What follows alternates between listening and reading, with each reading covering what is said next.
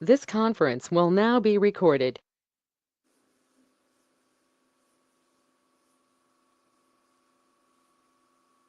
Okay, we're live. Okay, so I'd like to go ahead and call this meeting to order.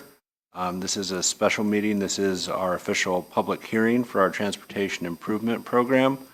But before that, I would like to start by doing a quick roll call. So I'll go ahead and go through everyone I have listed, and then if you don't hear your name at the end, go ahead and let me know that I missed you. So we have Stuart Frescus.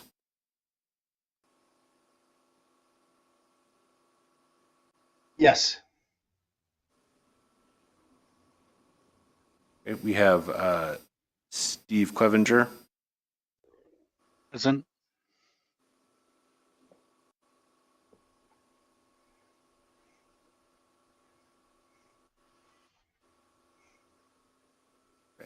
We have Gene Croshan.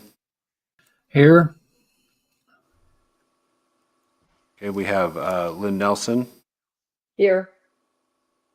And Deanna McMillan. Here, thank you.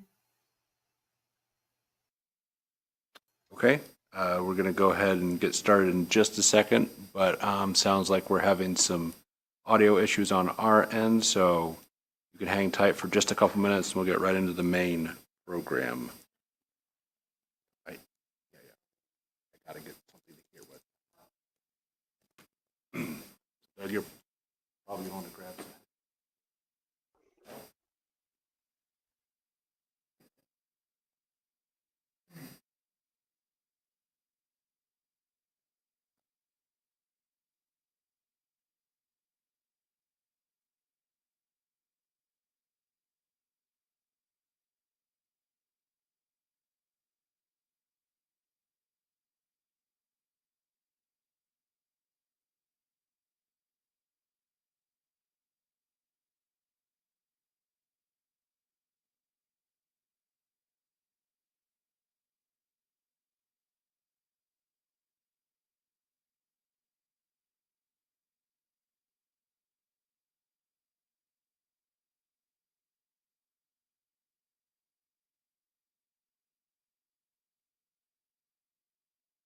Yes, while we're waiting, I'll just say that we'll be taking comments via Facebook and YouTube. So if anybody in the public is watching and would like to make a comment, please just post and we will read those at the appropriate time. Thank you.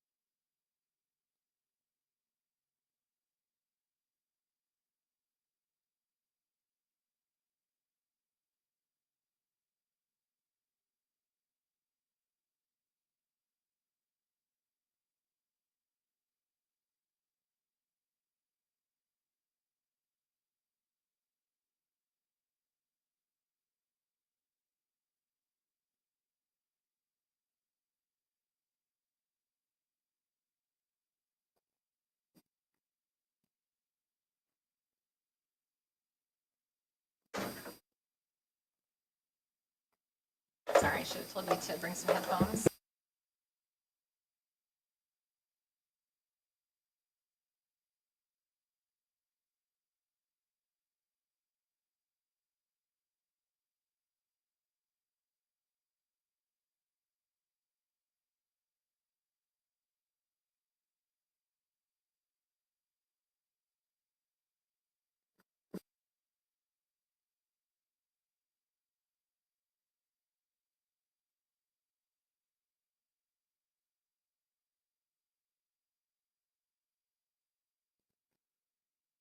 Okay.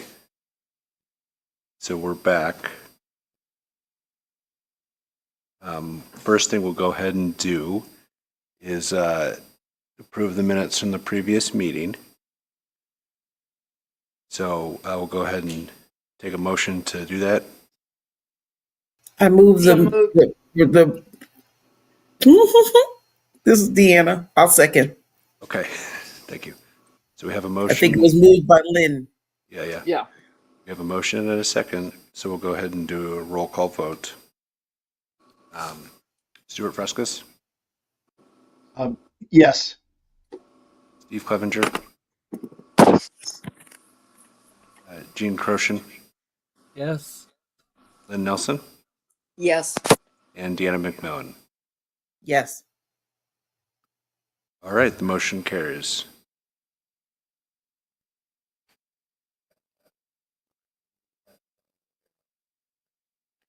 All right, so with that, we're going to go ahead and hand it off to our senior transportation planner, Doug, and he will go ahead and kind of walk us through the tip. So, Doug, the floor is yours. Thank you, Tim. Just to let you know, please feel free if you have any questions to ask them during this presentation. If you do, Tim will have to relay them to me. My headphones, for some reason, are not working, so I won't be able to hear you. So with that, I'll go ahead and get started. Again, thank you, Tim. Welcome, everyone, to this evening. Not only, as Tim mentioned, this is our standard Citizens Participation Committee meeting, it is also our public hearing for the new Transportation Improvement Program for fiscal years 2026 to 2030. Before I start off, I'd just like to give a couple tidbits of information that I usually do with these presentations. So picture yourself, and this is, again, if you don't own an electric vehicle, but if you have one that uses gas, if you go to the gas station and fill up, of the amount of funds or amount of the cost of the gas per gallon, whether it be $3, $3.50, or even $4, only 18.4 cents goes to the Federal Highway Trust Fund. That amount has been the same since 1993. And if you think about it, that's a lot of money that actually is collected over the entire United States, throughout the year. But it's not the amount or equal to the amount that is actually allocated to state DOTs, to county governments, city governments, and towns. So in essence, for the last 15 to 20 years, to make up this shortfall, the Congress has actually transferred general funds to the Federal Highway Trust Fund. So just kind of a tidbit of information to everyone. So the Transportation Improvement Program is basically where we match our transportation needs to the federal funds that we receive. And we basically put together this document every 2 years. The current one that we're working under right now is for fiscal year 2024 to 2028. And this new one, again, is from 2026 to 2030. I'd like to point out that even though we're talking in fiscal years, this is not the calendar year. It is the state fiscal year, which begins on July 1st and then ends on June 30th. So, for example, this coming July 1st of 2025 actually begins state fiscal year 2026. So when you start thinking about this, sometimes it can be a bit confusing. So in developing this tip, actually this started last year in October when we gave our local call for projects to the local engineers, whether they be the cities, towns, and counties. We also sent it out to the towns of Battleground, Dayton, and Clarks Hill, as well as to City Bus, and that we asked them to return their desires to use our federal gas tax funds for various projects that they have. Then in December or early December, we assembled those projects and put them in a list, and that was posted on our website. Likewise, the Indiana Department of Transportation that time gave us their project list, and we also had projects listed on the website for them. At our January CPC committee meeting, we actually then went through those individual lists. So at that meeting, we then stated, or then told everyone, that at the January Technical Transportation Committee, that committee would then allocate our limited gas tax funds to the projects that the engineers requested. Generally, we only have $6.54 million to allocate, which sounds like a lot, but when you start looking at the cost for road improvements, it's not enough. I mean, simply not enough. Many a times we have encountered that projects have to be split into two phases so we can actually afford to actually construct it. So the January Technical Transportation Committee meeting happened, and we did successfully, or they did successfully, allocate our limited gas tax funds. And then since that date, we have been working internally to put together the draft document. Approximately about a month ago, we completed that draft and posted it onto our website, and you can find it today. You could find, I believe there's a link on our front APC webpage, and then if you drill down and go to the Transportation Improvement Program webpage, you will find it as well. So this is exciting in terms of we would like to go through and actually show you what the document is and give you some explanations of the information that is within. And of course, tonight is the official public meeting, and likewise, if you have any comments or questions, please feel free to jump in and ask. So Tim's going to actually start scrolling through the document here, and if I had some bonus money to give away, I would ask if anybody knew the location of where that picture was taken. There's pretty much something in the background that would give it away. We always try to pick a different LPA area each time we put this together, so just kind of something fun that we like to do in developing these documents. Going on, of course, you have to see the standard information in the front, let you know where everything's at. But the first basic chapter of this document, outside of the introduction, if you could go to that, the public and private participation process, please. This is an important part of not only what we do to get the information out to you and to the public, but it is also a requirement by the Federal Highway Administration, Federal Transit Administration, and the Indiana Department of Transportation that we basically do our best to get the information out to everybody so that there is an opportunity to comment on how our federal gas tax funds are allocated, comment on the projects, comment on the process, and basically this is part of the process holding this public meeting tonight. We have various opportunities where people can actually do this. We do a lot of outreach. We post public notices throughout the communities. We also then present the information to our various other committees, such as the Policy Board and to the Technical Transportation Committee. We send individual letters out to over 100 persons, organizations, and whatnot, and specifically tell them what is going on. We also do a specific outreach to the Hispanic community because that is the largest minority group in Tippecanoe County. And we actually post public notices at grocery stores and car lots. And we found that to be somewhat of an effective way to do that. But this chapter here outlines the entire process that we used to go through and present the information throughout the entire development of this document. I'd like to point out again, one interesting step that we did this time versus the other ones is that we had a simple 3-question survey go out in December.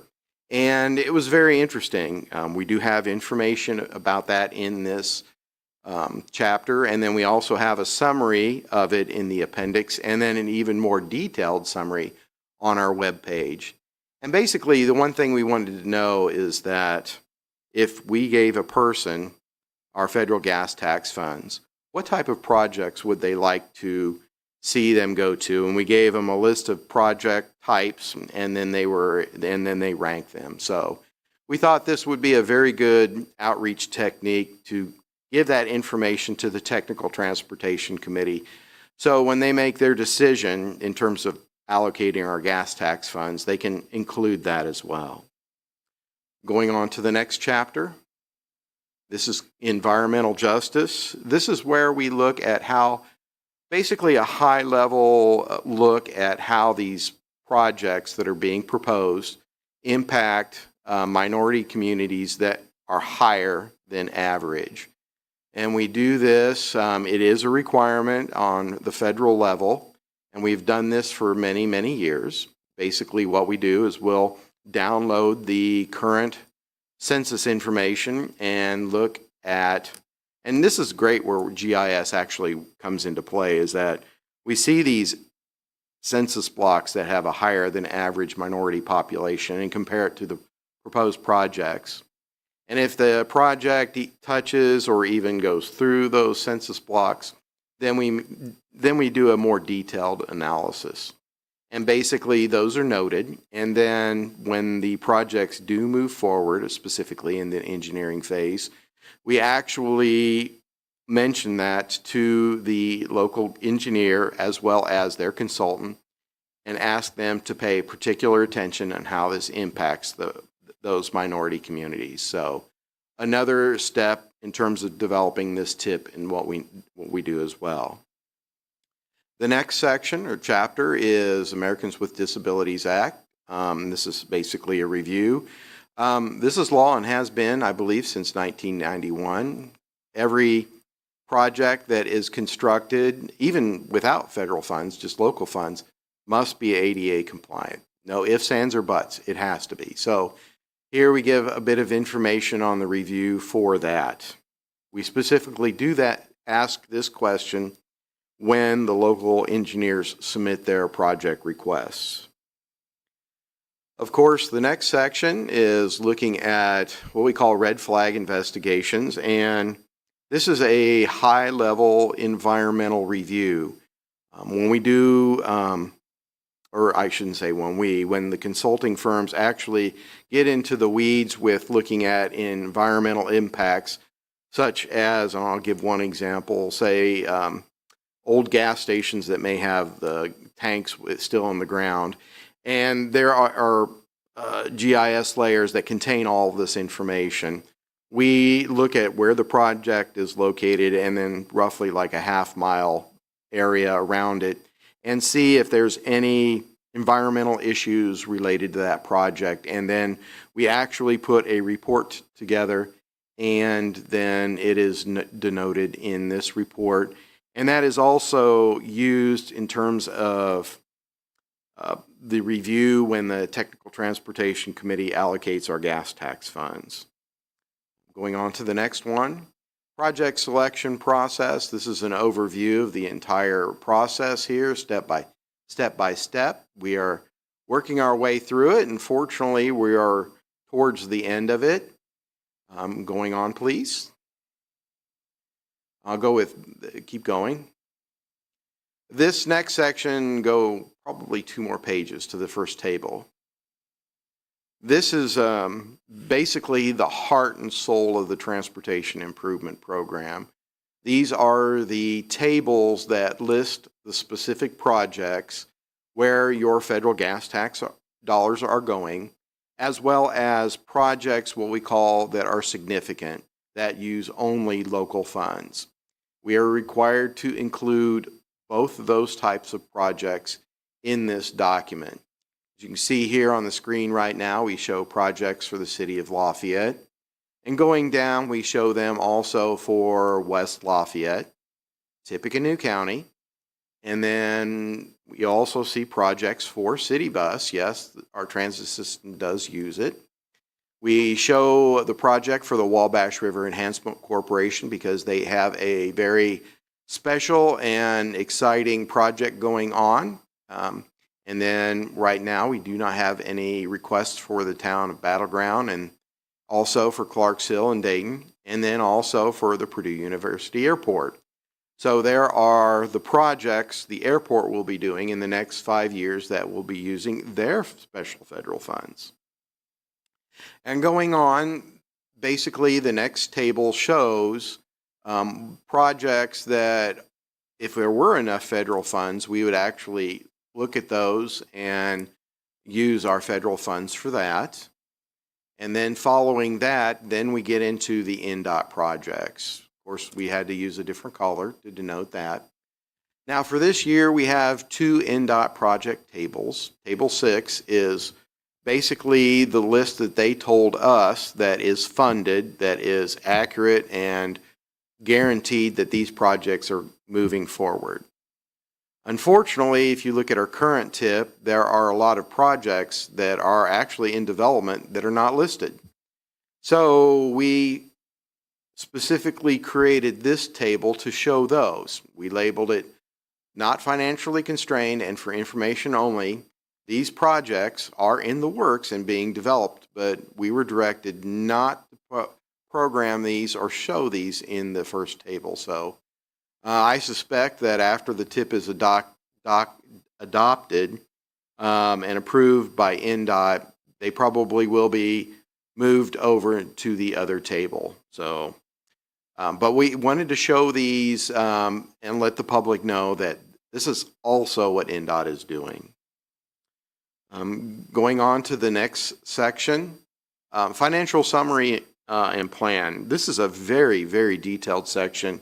If you want to know about all of the individual federal funds, what's applicable to those federal funds, what project those funds are going to by the individual project type or funding type and by year, this lists all of them. For example, the page that you see right now, the biggest funding group we receive fund under is called STBG, Surface Transportation Block Group Funds.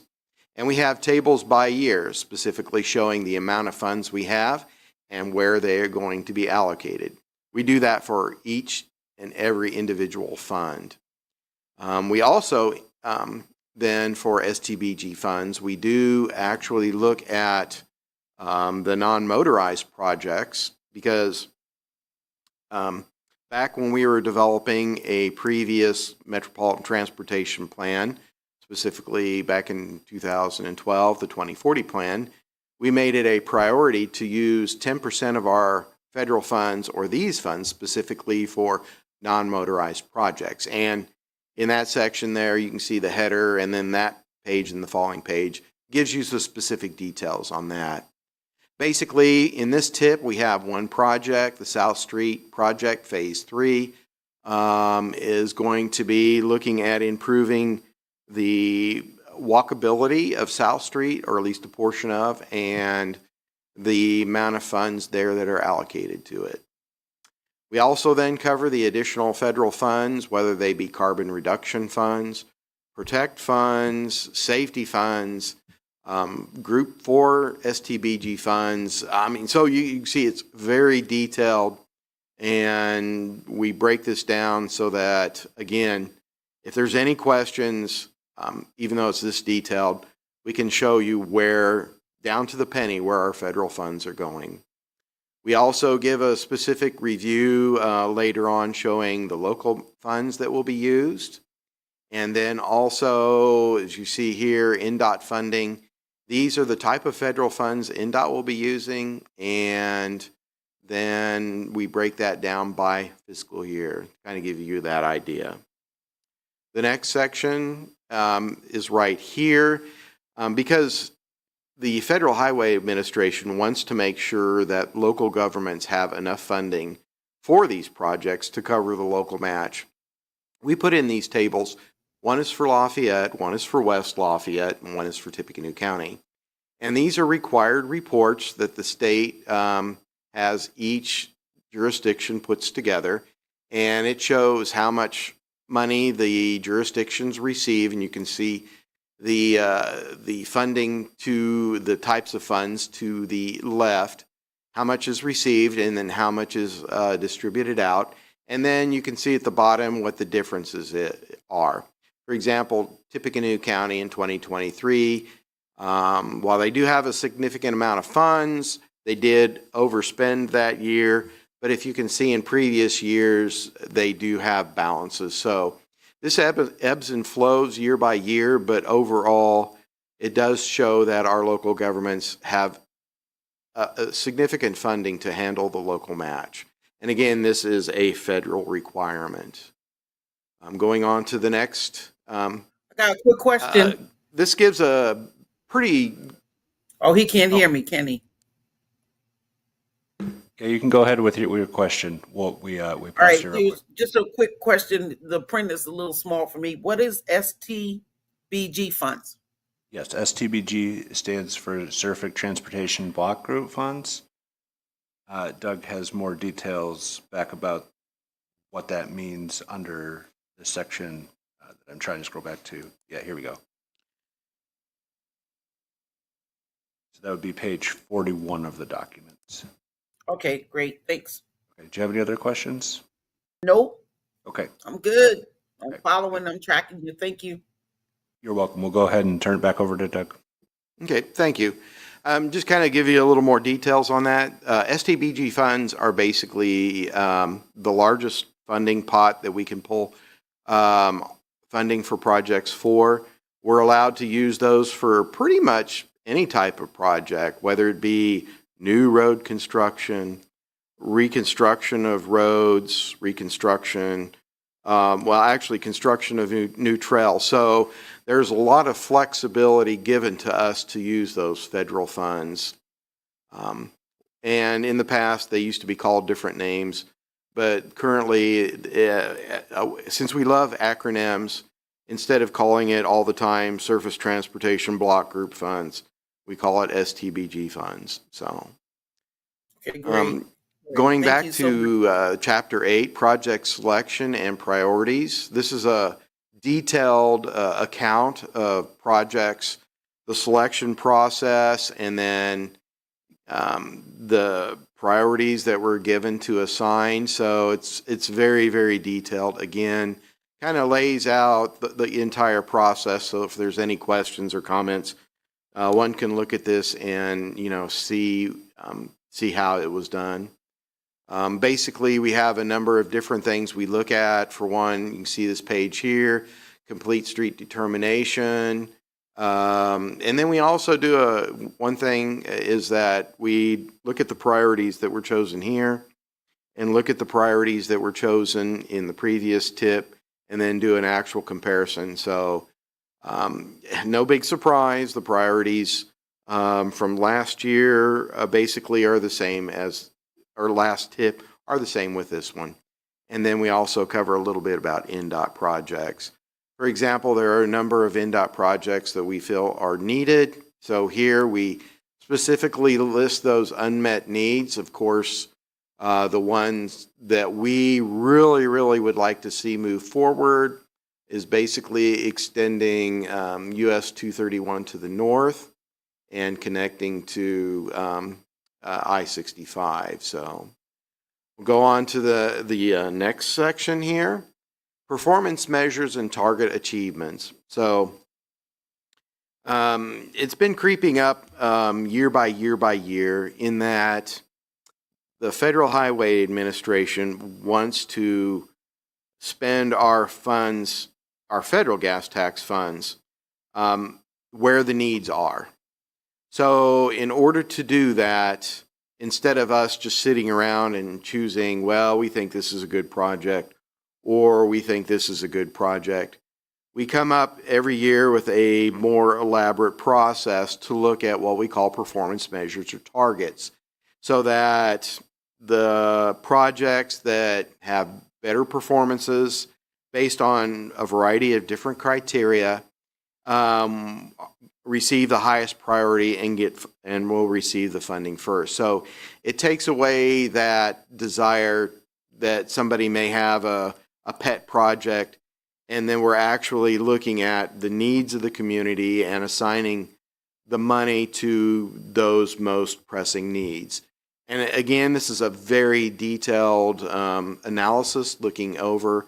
We also actually go into quite a detailed analysis looking at the individual federal funds. And not only do we do that, but then we also have performance measures for the transit system, which you might think, why do we do that? Well, that's a requirement as well. So this section documents all of those performance targets, those measures, and basically addresses those. It also then compares, because our long-range transportation plan has 9 specific goals which we have decided are goals that our transportation system, we compare the projects that were selected or going to be selected to those 9 goals. And within this section, this specific one describes and addresses each goal of what's in the MTP.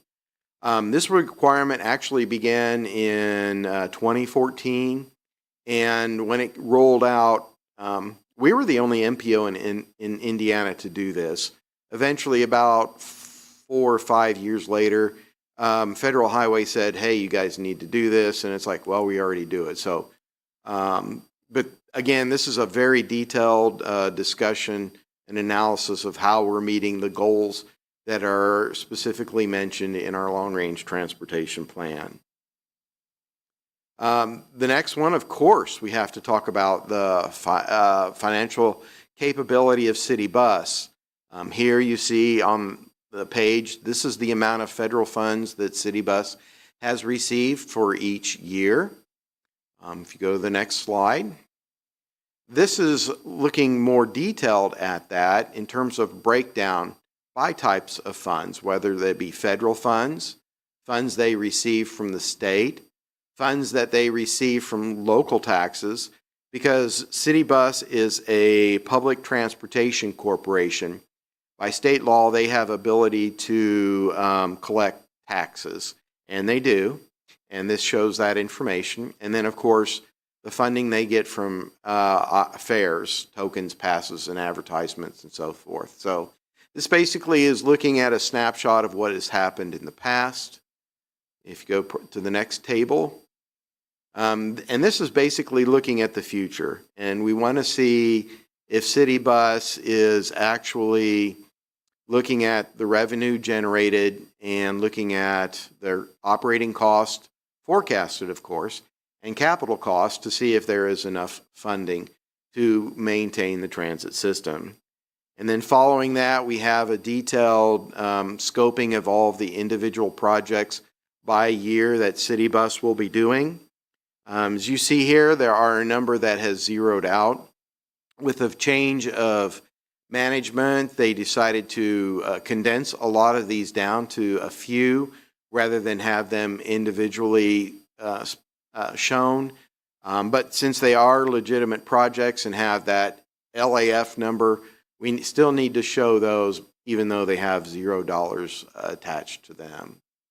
So if you keep going down, basically it shows you all through 2030, all of those individual projects.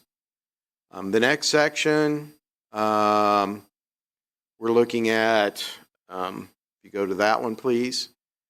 This is, again, a requirement from the Federal Highway Administration. The Congressional Act specifically is that we need to look at the previous TIP and look at the projects and if they're actually advancing. So the projects that had construction specifically for NDOT, but for the local projects, we give a short 2-3 line summary of the status of each of those projects. And here you see the City of Lafayette and the details about those projects. We also have it for West Lafayette. We have it for Tippecanoe County. And then, of course, for all of the NDOT projects, which there are a large number of them. In the last chapter we have before the appendices, the Intelligent Transportation System, of course, another acronym, ITS. This is a review that is federally required, and we compare the projects to that. The remaining of the TIP is basically all the appendices and the detailed information. The first appendix includes, will include the adopting resolution by our policy board, and when City Bus approve their local program of projects. Going on to Appendix 2. Appendix 2 is actually the City Bus. This shows the minutes of where they approved that. Appendix 3 gives you a more detailed analysis of the funding that we are receiving. These are the funds being allocated to the individual cities or urban areas. And then the next slide shows a specific breakdown, thank you, of the individual funds. And as you can see here, we have 6.54 million. We are also required to show this certification. We have to do this pretty much annually. And this shows to any of the readers that, yes, we are doing our job. We have to submit this and, say that we are doing these individual tasks, and it's simple self-certification. And then NDOT generally signs off because we're doing our work. Go on. This is a very detailed requirement from the Federal Highway Administration as well, actually Congressional Act, in that, say for example, the comments from tonight's meeting, the one we have already had, that will actually be shown in this section. So all of the comments we receive throughout the development of this document, we actually list those, and then also specifically mention how we respond to those. We have, of course, the January, or actually the December, we have the last CPC meeting here and have the questions and comments listed in that. We have those that we received during, the development, whether it be the policy board, the technical transportation board. Actually, we had a phone call today asking about the document, and that will be listed in this section. We have already received NDOT's comments. We're working on those. Those will be put in this section as well as our responses. So, and this goes throughout the whole entire process. So basically it shows you again, full transparency, what we have received and how we respond. Going on to the next one. And then, of course, here we do rely more on Facebook and then Nextdoor. So we broke these out specifically and have those. Some of them are very interesting. Go on, please. And of course, I mentioned this previously, our online survey. Here's the 3 questions and then your choices, the next page. And then here go back one. This is kind of a high level summary of the information. And again, we have a more detailed summary that is available on our TIP webpage. And if you can't find it, just please let us know and we'll be more than glad to show you where that's at. You go on to the next one. Basically, if we make any changes to the TIP, this outlines how we do this. This one here basically talks about change orders for road projects. The next one is for administrative amendments. We are actually planning on revisiting this later this year because there has been changes. I'm going on to the next one. Planning support for the various individual projects, whether it be local projects or NDOT projects. Go on to the next appendices. And then basically this one here is regarding performance measures. We are required to adopt certain performance measures, and these are official adoption of those. And this actually shows those individual letters, not only this one, but a few other ones. Keep going, please. And then from here on out, this basically includes all of the public notices that we have posted around town, all of the individual letters that we send out to those individuals and organizations, the legal ads that we do publish, the media notice we do publish, and everything that we send out, we make copies of and actually post them in the document. So if there's any question about when it's done or what they are, this appendices and then the ones following that show what we have done. So in essence, now I basically have walked you through the entire document. I won't go into the very detailed analysis of the individual projects. If you have time, please feel free to do that. I would like to just mention that on the local side, the big projects that we are funding, of course, no big surprise from the previous tip. For the city of Lafayette, it's the South 9th Street project, and this is basically south of the railroad tracks to Veterans Memorial Parkway. There are 2 phases of that project. For West Lafayette, it's addressing Soldiers Home Road, basically north of Sagamore Parkway, all the way up to Calabar. And then a new project for Tippecanoe County. If you remember back a few years ago, the county installed trails, sidewalks, and hawk signals at McCutcheon and Mayflower High School and Middle School. They are looking to do very similar project, but in the area around Harrison High School and the middle school and elementary school. So we're seeing a very similar project like that to basically 600 North and 50 West. So those are the big 3 projects locally that we are going to be funding with our local gas tax funds. So, and again, I mentioned the Indiana Department of Transportation is doing this. They call it the State Transportation Improvement Program, how original, or the STIP. Of course, we have to have their acronym. And they do not have it available online, but next month they do have their public meeting scheduled. One right now is not scheduled for the Crawfordsville District Office, but if you'd like those dates, we would be more than glad to give you them. So that basically is a nutshell going through the entire document, and I'd like to now open the floor so I can answer any of your comments or questions. And just a quick reminder, if you do have any comments, I will be relaying them to Doug just because of our audio issues here in the room. So go ahead and ask us any questions you have.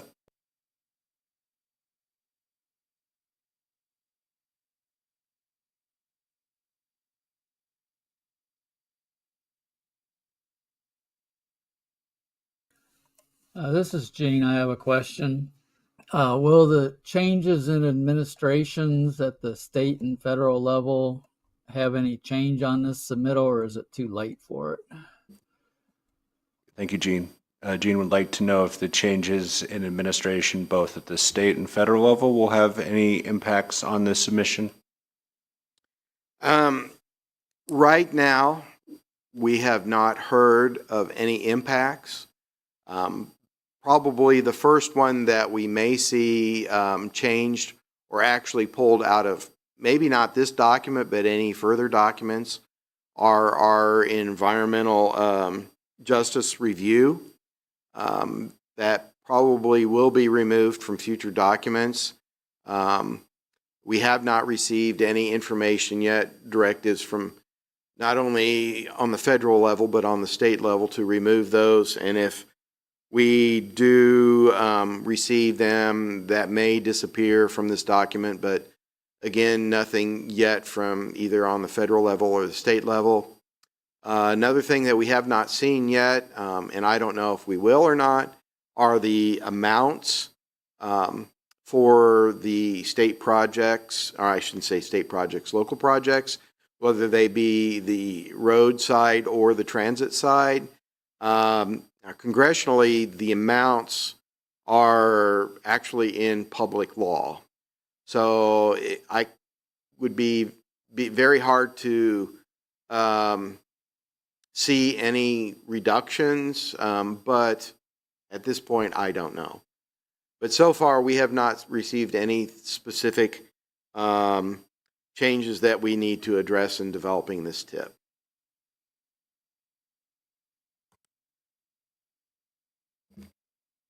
Any further questions?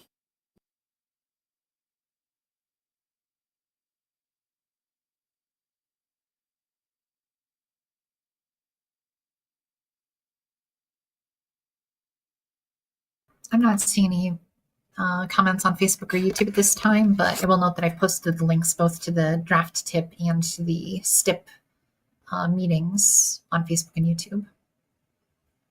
Okay, thank you for posting those links, Aria. And if we do get any questions before the end on there, we'll relay those to Doug.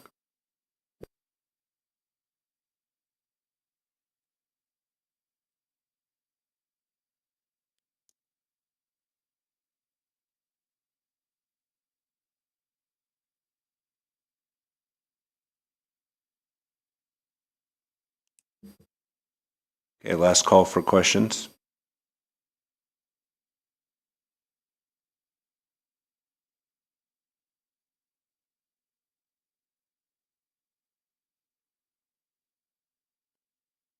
Okay, well, hearing none, I think we've given a reasonable opportunity for everyone to comment.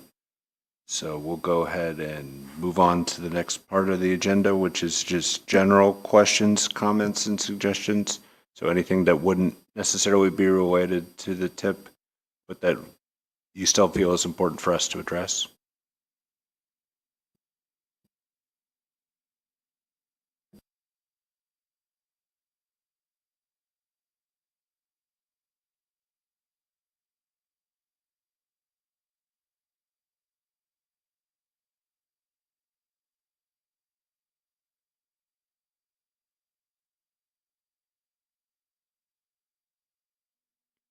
Do we have anything online, Aria? At this time, we do not. Okay. Well, then in that case, I think we would entertain a motion for adjournment. So moved. We have a motion from Lynn. We would need a second.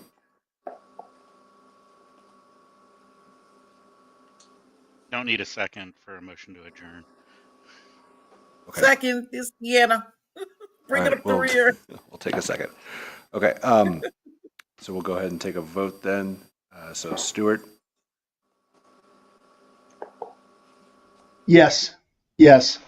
Steve, Yes. Jean, Yes. Lynn, Yes. and Deanna. Yes. Okay, well, we are adjourned. Thank you very much. I would just like to also remind you that our next meetings this year are June 11th, September 10th, and December 10th. So thank you all again for joining us tonight, and we'll see you in June. Thank you. Thank you. Have a good night.